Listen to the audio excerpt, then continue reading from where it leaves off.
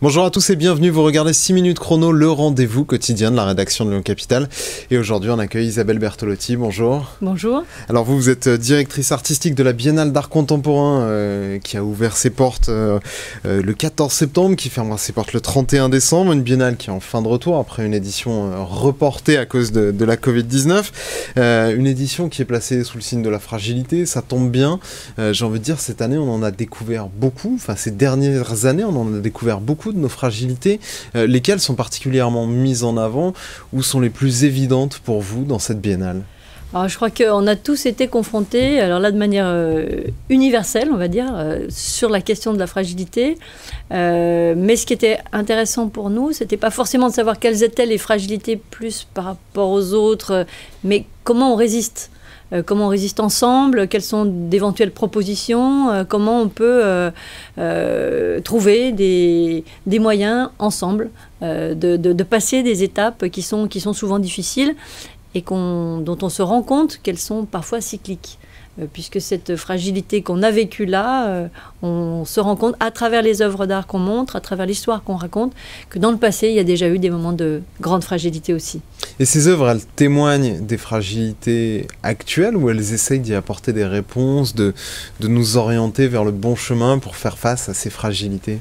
Alors, parfois, elles témoignent, parce qu'on ne se rend pas forcément compte de toutes les fragilités, ou les fragilités de toutes et tous. Parfois, elles propose des choses, parfois de l'espoir, parfois un petit peu moins.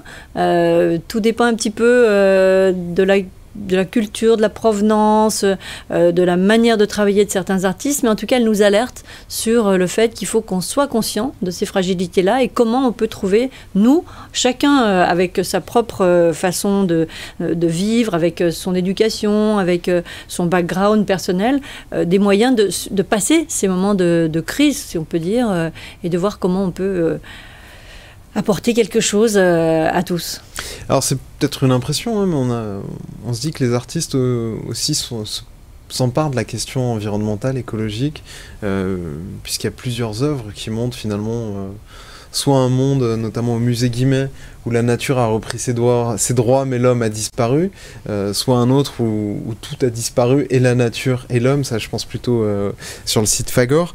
Il y a quand même un peu cette vision de fin du monde qui est présente dans cette édition de la Biennale. On se rend compte que les artistes sont extrêmement sensibles à l'actualité, et donc de fait, ils ressentent cette espèce d'angoisse à la fois climatique, mais à la fois sur les guerres qu'on traverse, mais à la fois sur les questions de migration aussi, enfin, tout ce qui impacte à la fois l'homme et maintenant la planète, on s'en rend enfin compte. Je crois que les artistes l'avaient déjà dit à certains moments de l'histoire, c'est pour ça qu'on mixe, et on s'en rend pas forcément compte immédiatement, des œuvres anciennes, antiques, avec des œuvres contemporaines, et ça nous intéresse aussi de montrer ce parallèle pour alerter encore plus de ce qui a été dit il y a quelques millénaires. On devrait vraiment l'écouter maintenant. Oui, puis c'est ça, on a l'impression un peu de revivre Pompéi quand le Pompéi d'aujourd'hui sur le site de Fagor Brandt. Exactement, l'œuvre de Hans Hölderbeck par exemple, on a l'impression que le paysage est devenu tout gris, toute présence humaine a disparu, on ne sait pas ce qui s'est passé réellement, mais le temps s'est arrêté en tout cas pour la partie humaine, et on semble revivre des moments du passé, et ça peut être une des interprétations, une éruption ou quelque chose d'autre qui se soit déroulé à un moment donné, en tout cas où l'homme a disparu.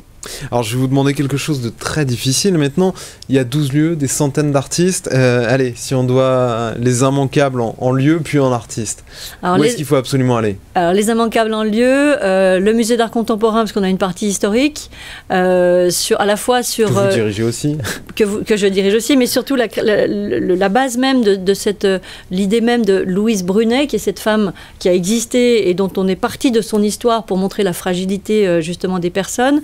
Puis un focus sur Beyrouth et l'histoire des années de l'âge d'or de Beyrouth, de fin 50-75, qui montre aussi une ville alors là, pour avoir une ville plus fragile, on est vraiment dans cette actualité-là, malheureusement. Et puis, on s'étend sur le monde, donc dans plusieurs autres endroits, donc au MAC, à Guimet, bien évidemment, parce qu'on a cette réouverture incroyable de ce musée qui a été très longtemps fermé et qu'on a gardé un petit peu dans son jus. Et puis, Fagor, il y a quand même 30 000 m² avec de très très nombreux artistes. Donc ça sont vraiment les 3 lieux qu'il ne faut absolument pas manquer. Après, il y a plein d'autres lieux qui sont assez extraordinaires aussi, où on a Ludunum, où on retombe à la fois dans l'Antiquité, mais où on se rend compte que les artistes contemporains trouvent leur place, mais aussi Fourvière, mais aussi la place des Pavillons, mais aussi le parc de la Tête d'Or, plein d'endroits où on se rend compte que les parcours dans la ville sont aussi importants que les parcours intérieurs. Cette année, sous le signe de la fragilité, aussi de la fragilité de la biennale, puisqu'il y a eu une baisse des subventions, notamment de la région, à peu près 250 000 €. La métropole qui va vous retirer votre lieu totem, les anciennes usines Fagor-Brandt, pour vous rediriger vers le musée Guimet beaucoup plus petit. C'est aussi fragile, une biennale ?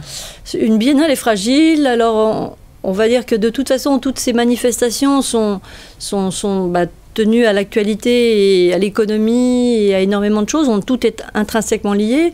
On a effectivement besoin de lieux puisque Fagor va disparaître.